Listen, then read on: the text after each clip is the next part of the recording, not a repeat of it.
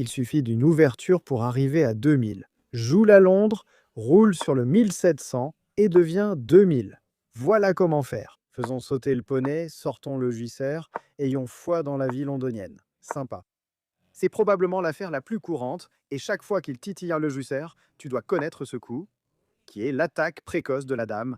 Attaque. On déchire. Il ne faut pas prendre avec la pièce lourde, mais avec le pion. Notre plan, c'est de pousser nos petits pions et d'attaquer comme un fou. On dit que les attaques précoces de la dame sont pour les joueurs à 300 élos, mais nous les réussissons à 3000 élos. C'est un peu fou de voir comment tout finit par boucler la boucle et tout ça. Bref, laisse-moi attaquer. Tu peux sauter, tu peux faire ce que tu veux, ne prends pas avec le gros, prends avec le pion. Pas de poussée autorisée, prêt à pousser. S'il va ici, on peut se rapprocher de G parce qu'on veut prendre de ce côté et ouvrir la colonne H pour le massacre. S'il casse le centre, on a le poney ici pour empêcher. Garde-le. S'il tente une double attaque, on rock et la tour le protège. Donc notre plan est aussi simple que possible, c'est d'attaquer comme si notre vie était en jeu. Et il faut prendre des risques pour réussir quelque chose comme ça. Les pions sont calmes, pas de peur. Si le poney saute ici, on peut prendre et gagner un pion. C'est une option. Mais je veux roquer et pousser ce pion jusqu'ici, avec le plan d'aller en G, en fait juste pour dire toc toc, le Père Noël est là pour prendre tes cadeaux. Oui, on est en janvier, donc le Père Noël est en retard. Il était coincé dans les embouteillages. Les rennes n'ont pas couru assez vite, il va falloir embaucher de nouveaux rennes, enfin bref. Frérot part à la baraque, on va roquer. S'il prend, saute toujours avec le poney. Il peut sauter pour le titiller, mais sans entrer, pas de précipitation.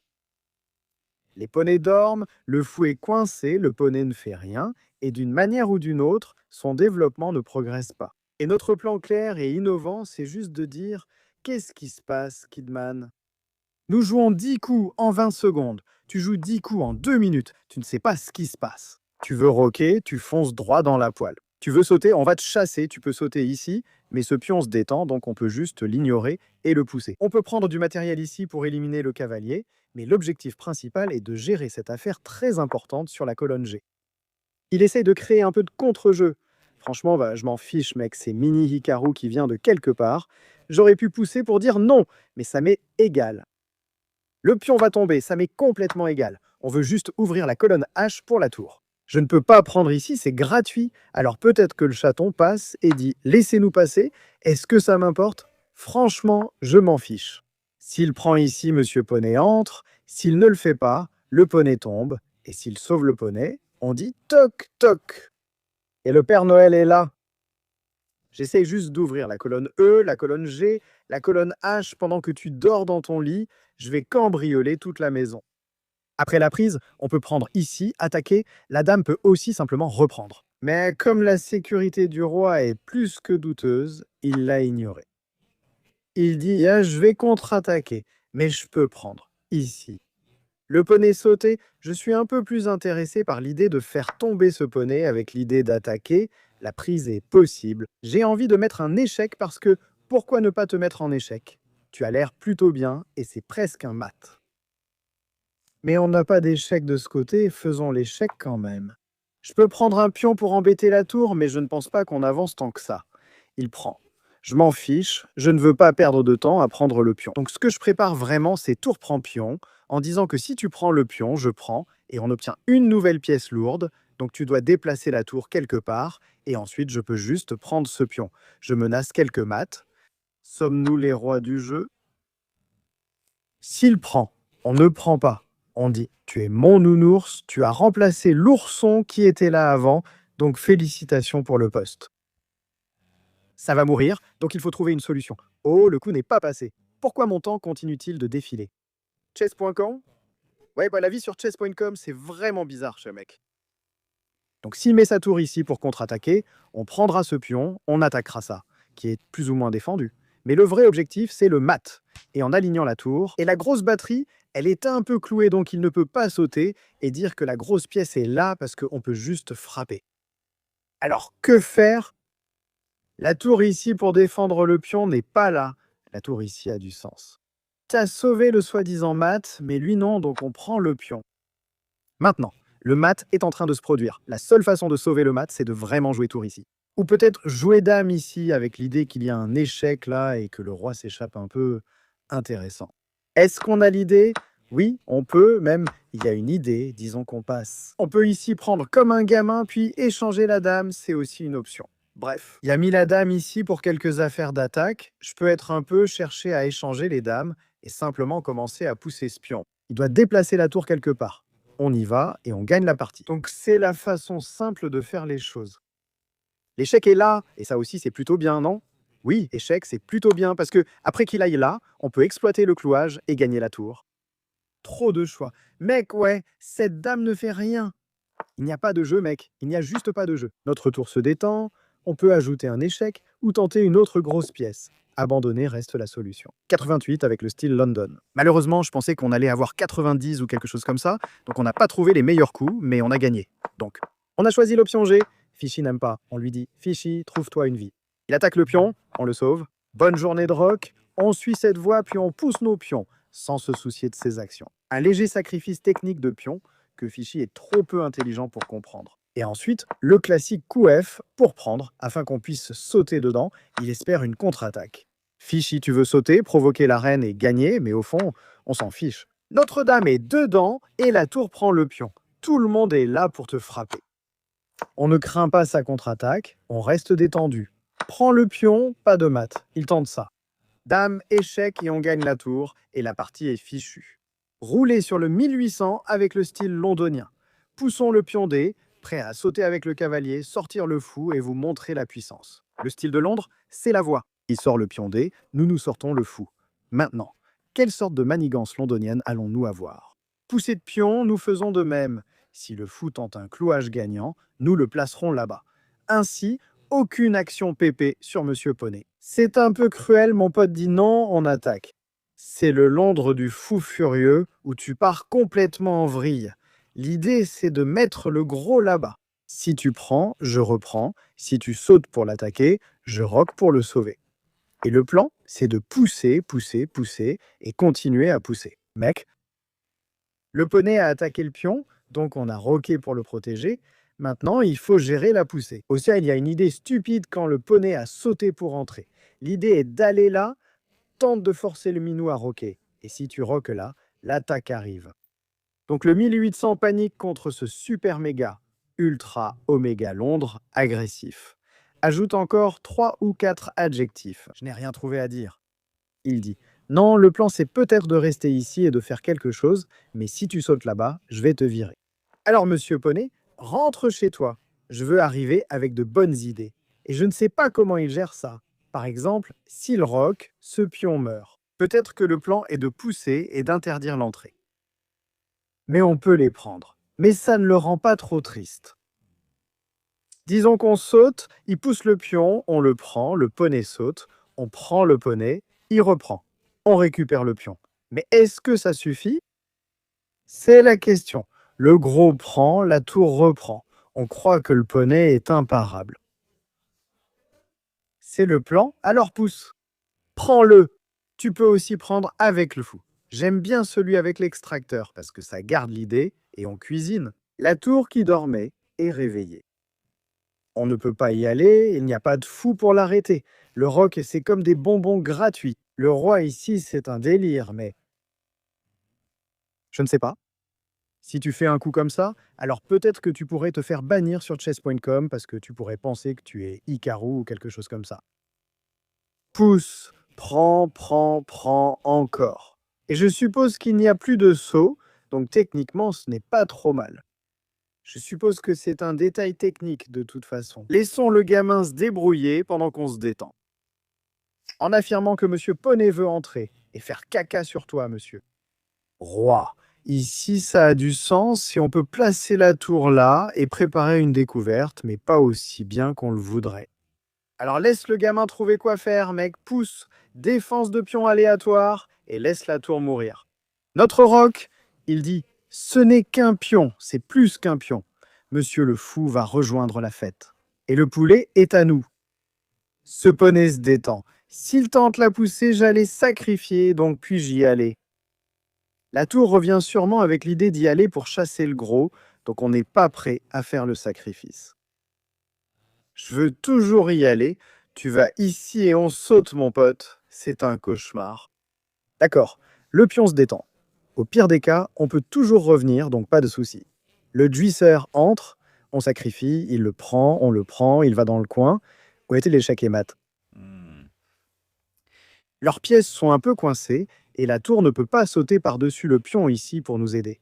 Et ce genre d'avancée est un peu lente. Disons que c'est passé. Peut-on le pousser? Il a traversé de l'autre côté. Je le pousse, il fait quelque chose qui n'est pas un passage, je le pousse encore.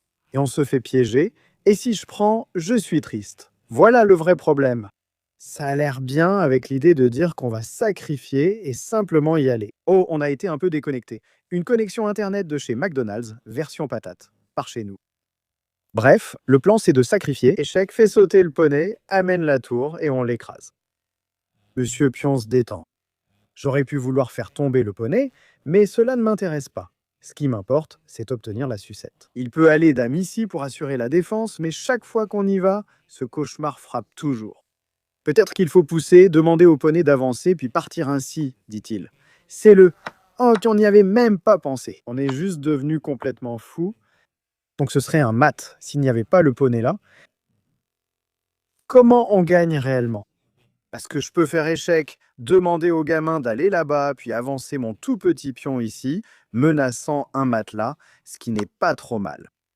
Le tout petit pion est là pour nous aider, et toute tentative de tour adverse ne marche pas parce qu'on fait échec et on le grille. Alors, un seul pion suffit-il pour nous mener au pays de la gloire? Londres est-elle si forte qu'on peut sacrifier sans même calculer? Et l'ouverture va-t-elle vraiment nous porter jusque-là? Je ne sais pas, le rêve. La tour ici sauve la mise, mais on gagne simplement la tour. Toutes les pièces ont quitté la maison et l'enfant est seul à la maison. Et ce n'est pas le film que tu regardes où l'enfant frappe le voleur, mais c'est nous qui frappons le bébé. C'est un peu fou. Prenons la tour. Il court, je peux faire échec et il s'en va. Alors faisons échec par ici, comme ça il ne pourra jamais s'enfuir. On fait venir le fou? Oui, on le fait venir. Regarde la cavalerie. La cavalerie est là pour chasser le petit gamin.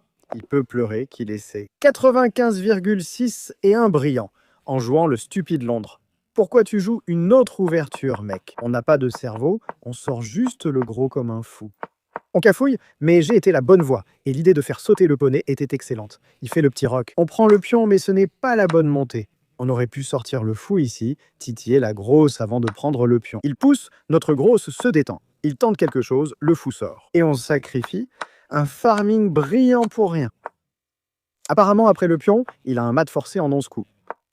Donc c'est un peu triste. Échec de la dame était bien, roi ici était pénible. Revenir en arrière nous a permis le mat en 3, donc des jours heureux pour nous. Mettez l'homme Maggie à la poubelle avec la vie londonienne, laissons le poney entrer.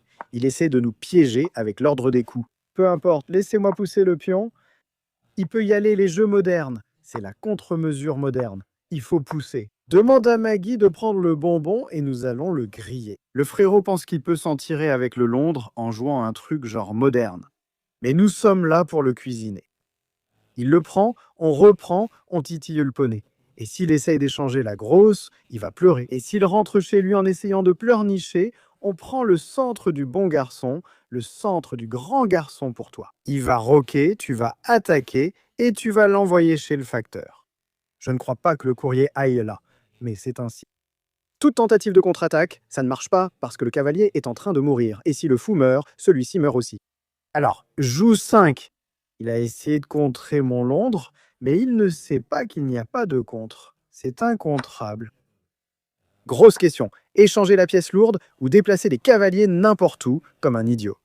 Ça a l'air idiot parce que je peux prendre et dire pas de roc. Donc chaque gamin probablement, je pense que 99,5% des gamins prennent la dame ici. En pensant qu'après la prise, je peux techniquement placer le cavalier ici et simplement gagner le pion. Mais après la prise, le cavalier ici est mat. Il va à la baraque, on pousse, il prend le pion. On sort le fou, prêt à sauter, prêt à roquer, prêt à titiller. Petit sacrifice technique de pion pour la gloire. Faisons sortir monsieur le fou. Nous attaquons le pion, comme un bon garçon. Donc dès qu'il roque, on lui fait échec. S'il saute avec le cavalier, capture-le la dame et roque rapidement. Il aura un pion d'avance pour le moment.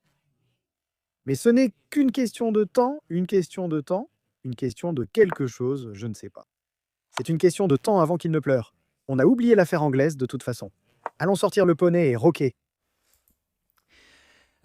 Frérot peut monter, mais il y a toujours des problèmes. Tu sais, hein, si on échange la grosse, ce pion pourrait mourir. Donc, vrai problème pour le gars Maggie, je peux revenir. S'il monte, il essaye d'être un peu un homme d'échange. Ce que je veux vraiment, c'est peut-être roquer, faire avancer lentement le poney quelque part, parce que c'est une case pour le poney. Ce pion est faible, ce fou est actif, et on est en train de cuisiner le gars Maggie.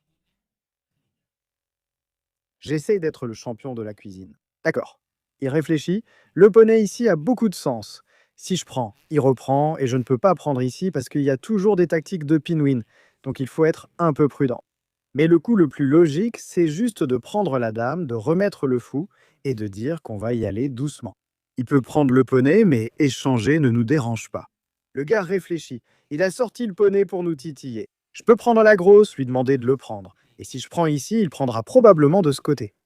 Il dit, si tu prends, j'obtiens 2 pièces. Donc un choix pour lui. Et si je prends la grosse, il prend ici, on prend le fou, il reprend. Je ne gagne pas le pion car il a un clouage gagnant, mais tu vois, je prépare du sale, probablement après les prises. On fait juste, tu sais, le petit roc comme un bon garçon. On dit que le pion est en train de mourir et mon cavalier est prêt à sauter. À tous les embêter. Tu es un peu sous-développé, alors comment vas-tu sauver le pion?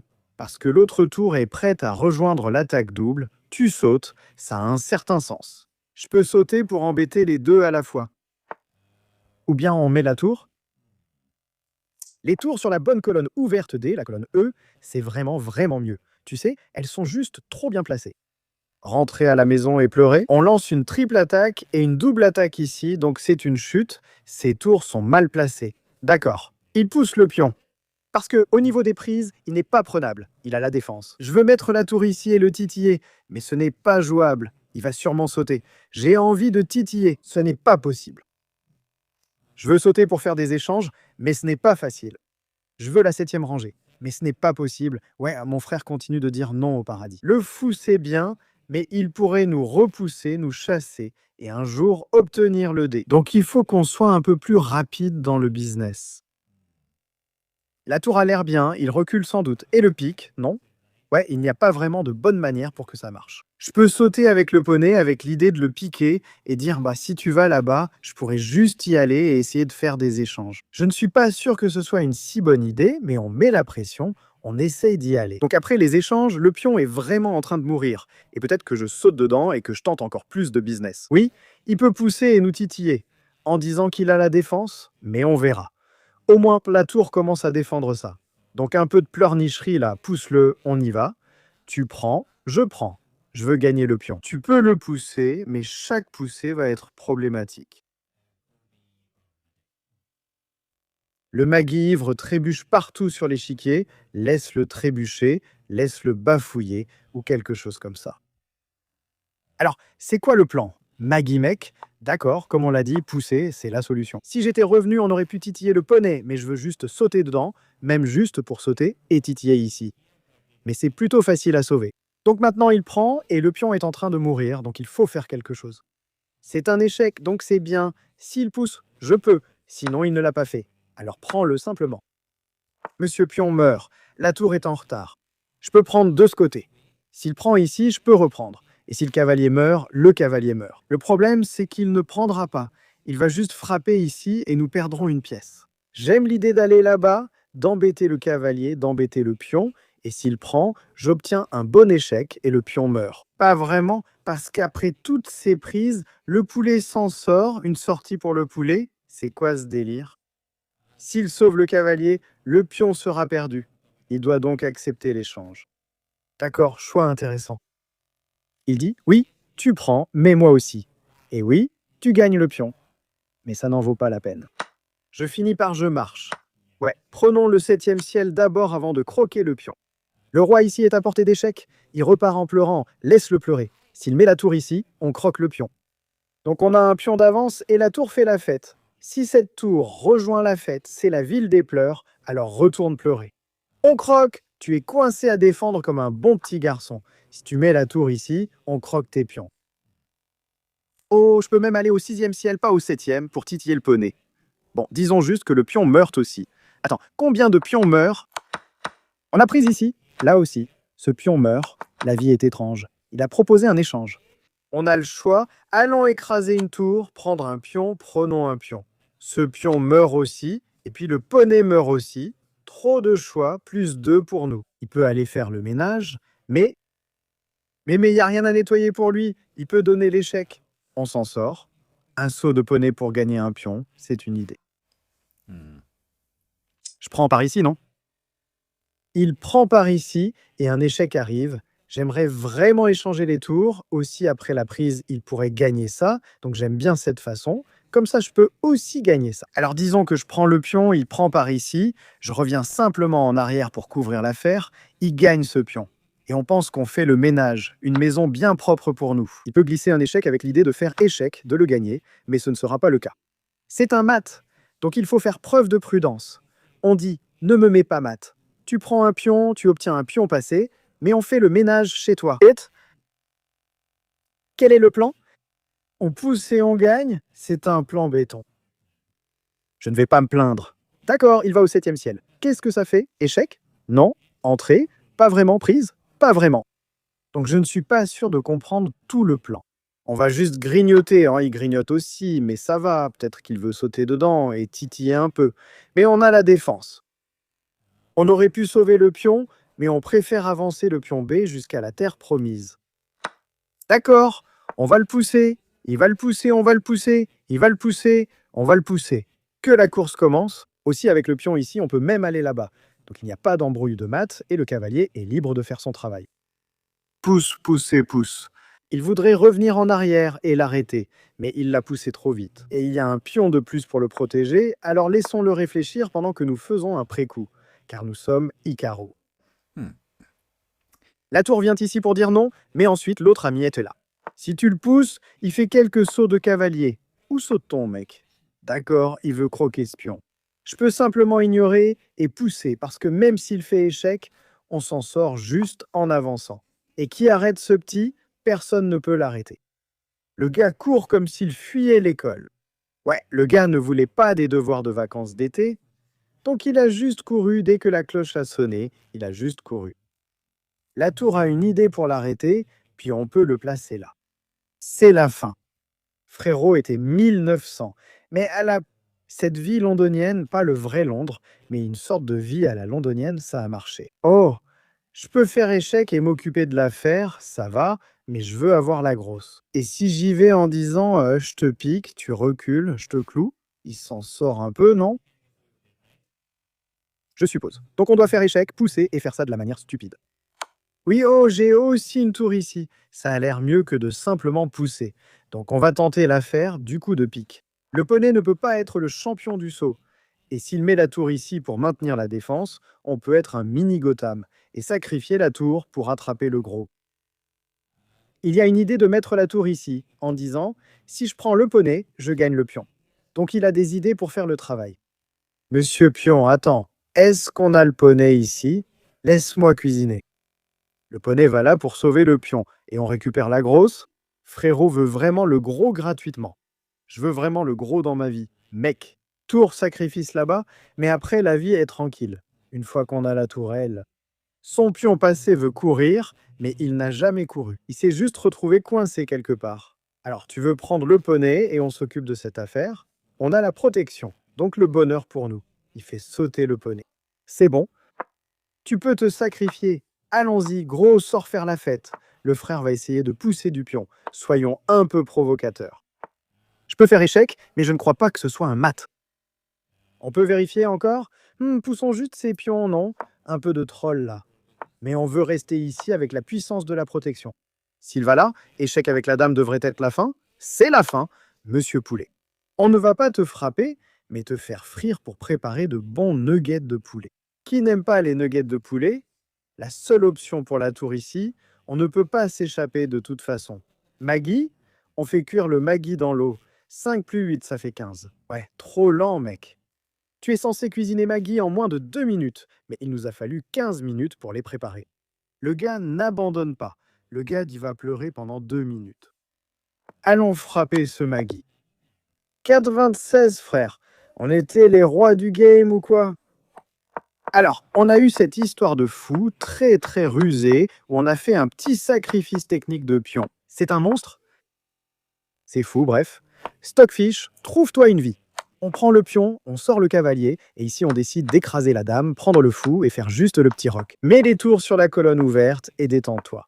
Sors le cavalier, mets le fou là et dis « Sauter, sauter, c'est le chemin du bonheur ». On a fait l'échec avec la tour, puis on a gagné le pion, il a proposé l'échange, on l'a accepté, et on a juste dit « Fais tes bêtises, ça m'est complètement égal ». Notre petit pion n'est plus un petit pion. C'est un gros pion maintenant, il va chercher la dame. J'aurais pu faire échec pour demander le cavalier, mais on a été gourmand, alors on l'a poussé. Encore une fois, j'aurais pu prendre, mais la gourmandise mène au succès. Sois gourmand, gourmand et prends la dame, mec.